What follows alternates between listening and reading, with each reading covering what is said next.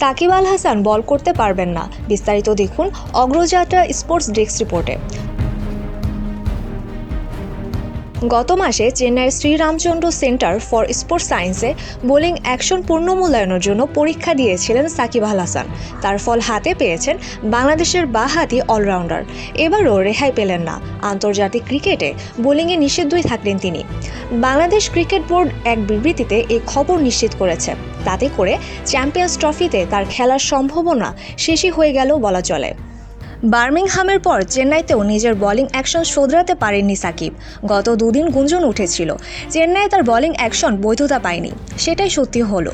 পিসিবির এক বিজ্ঞপ্তিতে জানানো হয়েছে, সাকিবের উপর ইংল্যান্ড অ্যান্ড ওয়েলস ক্রিকেট বোর্ডের ইসিবি অধীন প্রতিযোগিতায় বোলিং করা নিষেধাজ্ঞা বহাল রয়েছে।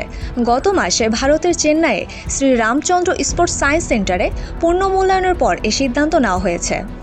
যতদিন না পূর্ণ মূল্যায়ন মানে পরীক্ষায় সাকিবের বোলিং অ্যাকশন ঠিক পাওয়া যাচ্ছে, ততদিন তার এই নিষেধাজ্ঞা কার্যকর থাকবে।